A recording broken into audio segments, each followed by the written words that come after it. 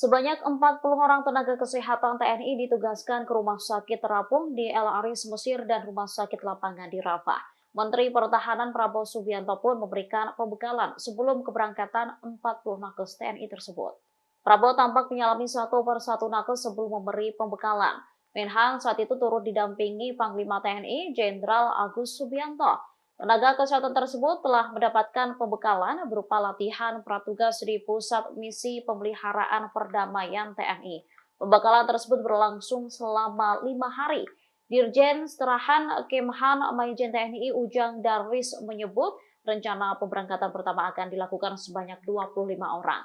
4 diantaranya merupakan wanita TNI. Sementara nakes lainnya akan diberangkatkan gelombang kedua apabila situasi di Rafah aman bagi personel. Namun Ujang memastikan fasilitas kesehatan di kedua rumah sakit tersebut sangat lengkap. Selain itu, rumah sakit tersebut juga memiliki fasilitas untuk menjaga kebugaran para tenaga kesehatan. Download Tribun X sekarang, menghadirkan lokal menjadi Indonesia.